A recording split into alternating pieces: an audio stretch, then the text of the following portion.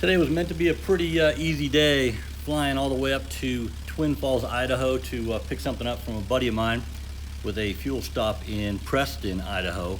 And it got a little bit exciting at times, and then there was some serious yanking and banking on the way back down. A little bit of cloud cover leaving Heber, runway 22, about 7:15 in the morning. Everything's running great. I had adjusted the carburetor as you saw in a previous video. Done quite a bit of flying locally with that adjusted carburetor, and it was just absolutely purring like you can't believe.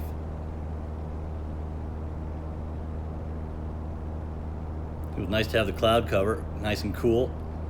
We had a lot of rain last week, so there hadn't been a lot of flying. The cloud cover made for a nice cool morning.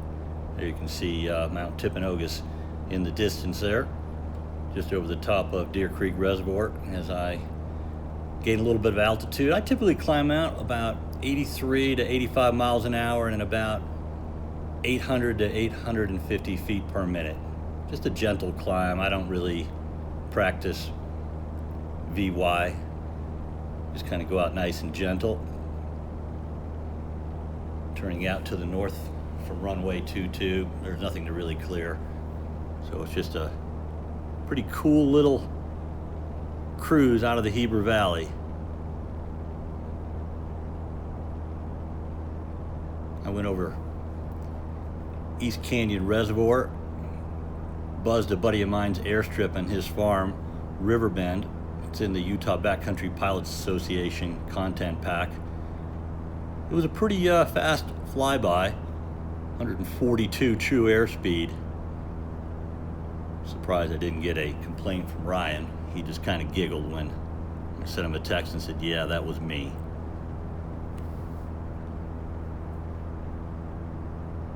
I didn't get a video of buzzing his airstrip. I guess I didn't want any video evidence. Sometimes that's the best way. Pretty calm air. It was a nice morning to fly. As you'll see, as the day went on, it got more and more clear. Typically when I go up to Idaho, I stay east of the Wasatch Mountains. I took a little bit different route this time. I went over East Canyon Reservoir, up over Morgan. My buddy's airstrip is just south of Morgan. And as you're going to see in a second here, flew through a canyon that maybe call it a pass. Yeah, we'll call it a pass that I'd never flown through before. It was pretty cool.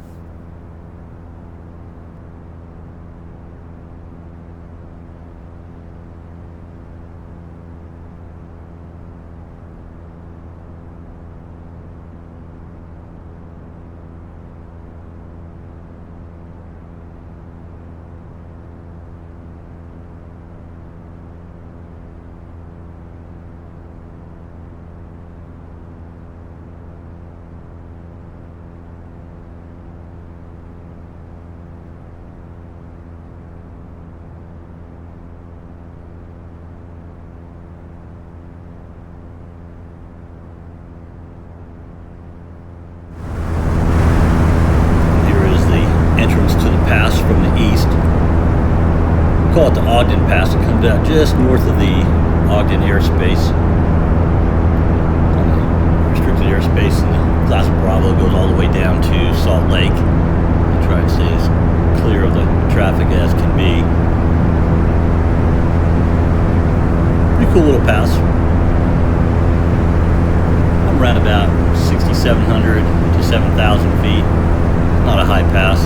It's a little narrow two-lane road. Some pretty cool rock formations. The left of the screen off my right wingtip. And now just breaking out into the front range of the Wasatch Mountains. See the clouds starting to clear. There were some cool cloud formations as the day went on. And there we are into the front range.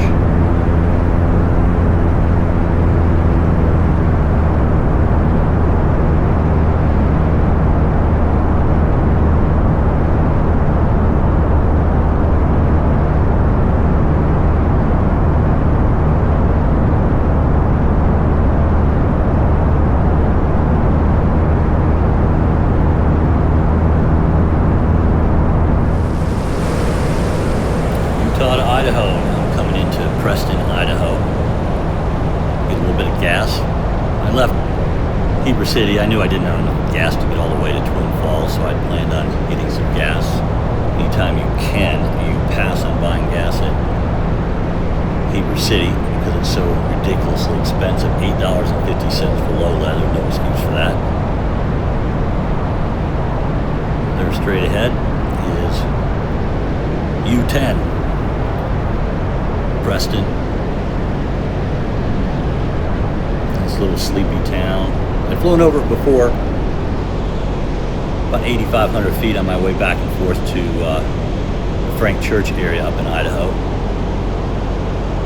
You stay east of the Wasatch Mountains. This is right on your way up to Salmon. It's a lot different from the ground.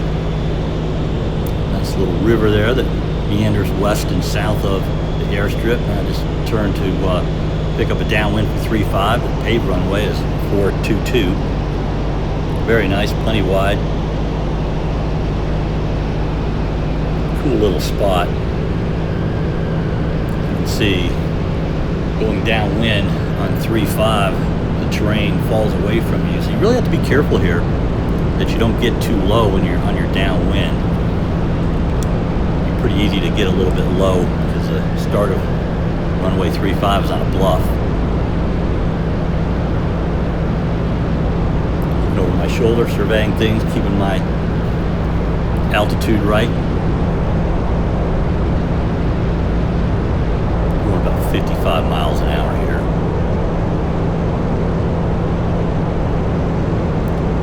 I make nice rounded turns from downwind to final. I kind of like the constant curved turn rather than two squared off turns. Just a little less chance for a stall because you don't have to make two steep turns. Just a nice gentle turn from downwind to final. And there you can see a little bit of a bluff at the start of runway 3.5 is on. So you have to be mindful of that. It's pretty easy to get tricked into getting too low. No turbulence at all coming in. On final, going about 53, 54 miles an hour. It's a nice little gravel strip, slightly uphill, just what the doctor ordered. Super calm air. It doesn't get any better than this. Just looking out the window. I only know how fast I was going because I download my flight data after all my flights. And I'm just looking out the window, flying by feel, just the way you should. Shouldn't be looking inside the panel. Great look at this approach into Preston.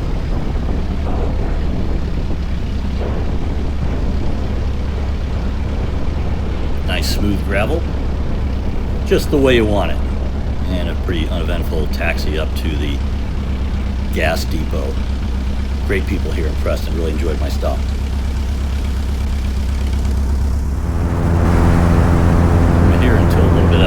Surprise footage later on in this video.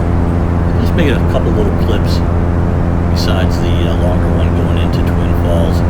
Some cool terrain, just beautiful country here in southeastern Idaho. Not the big mountains in the Frank Church. Beautiful nonetheless. Just enjoy the scenery as I cruise just over the mountaintops.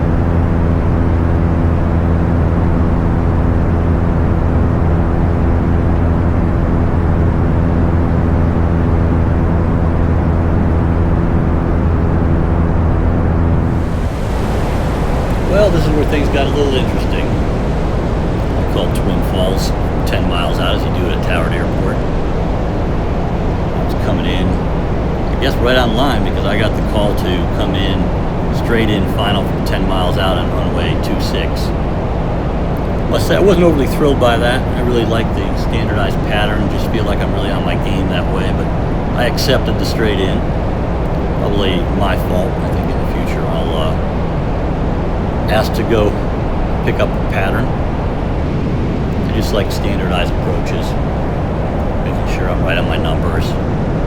But here's where it started getting a little bit interesting.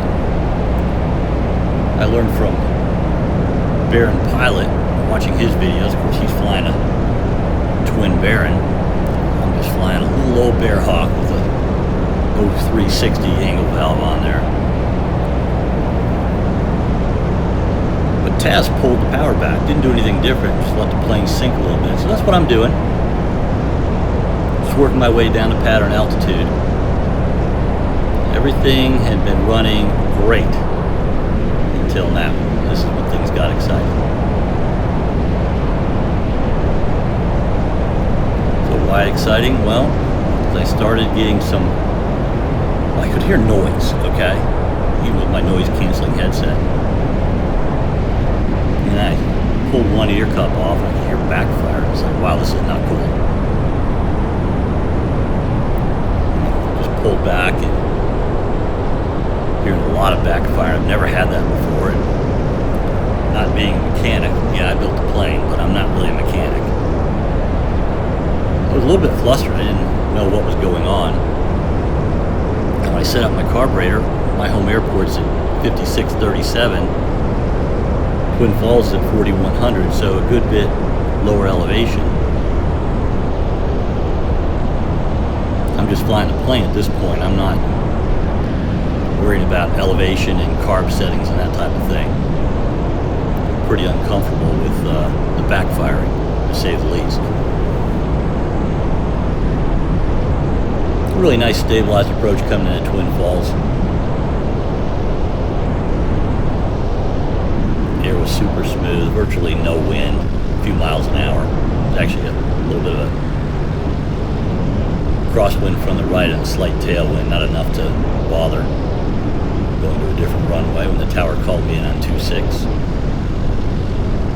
Everything's going good, a lot of backfiring. And as you're going to see in just a second,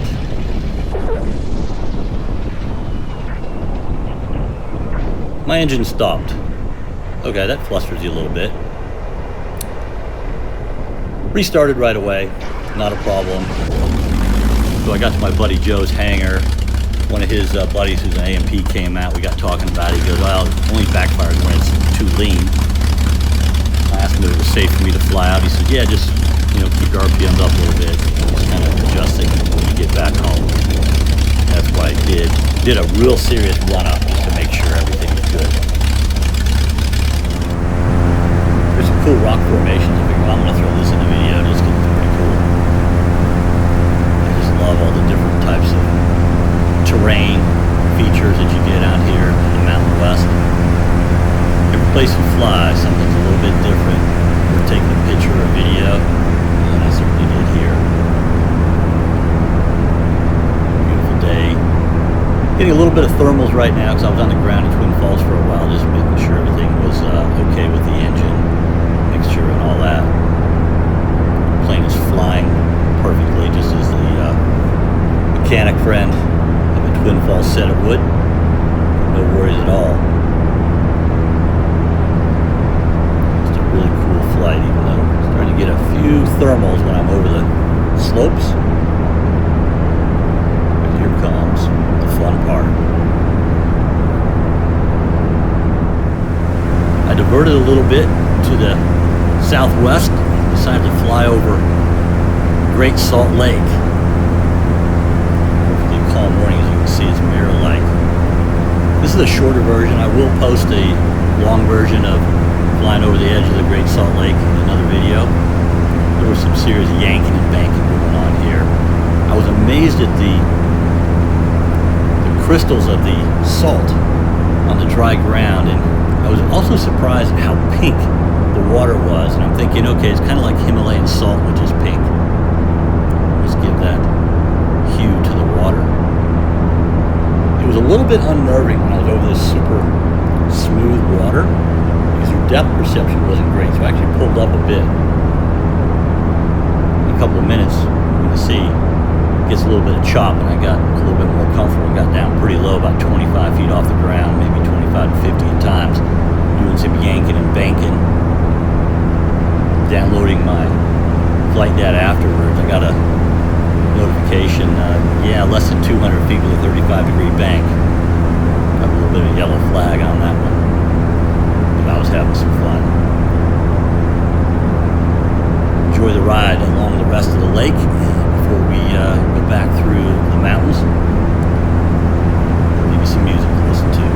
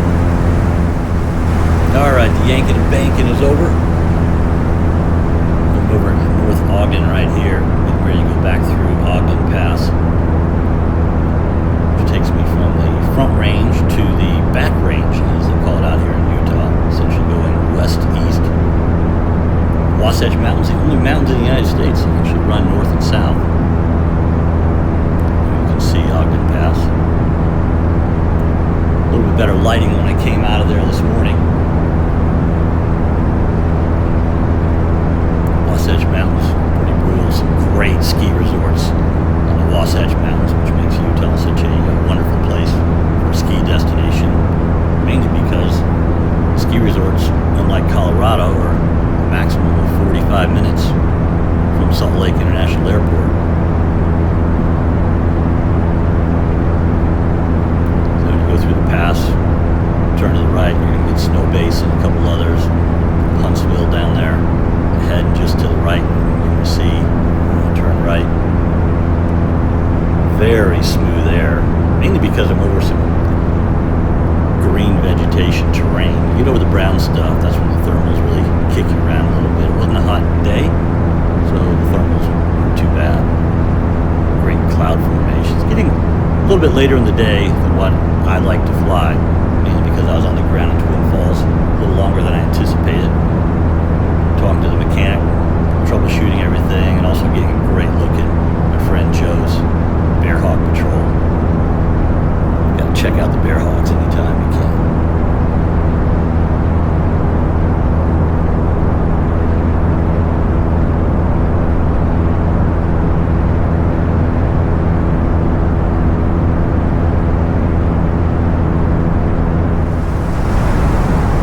And I could not help myself. I had to dive into a little basin where my friend Aldo lives. Flew over his house earlier in the day, a good bit higher. Saw him leaving to play golf. Sent him a text message. Where were you going at 7:24 in the morning? He goes, how did you know I was leaving that? I said, I watched you leave. I was over your house. This is a preserve at Glenwild, a really cool place. And that's my buddy's house, right off the tip of the wingtip down there. Yeah, he's got a sand trap and putting green behind his house. He's a golf fanatic.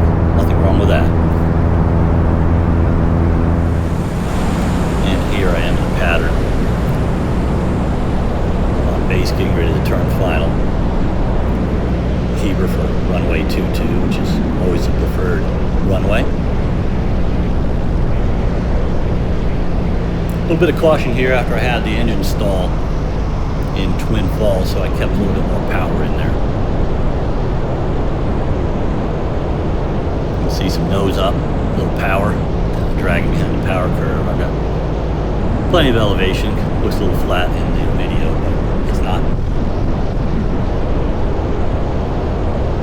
Normally I would touch down on or before the numbers. Always practicing for backcountry practice because I did have a little bit extra speed because of my stalling. Floated a little bit.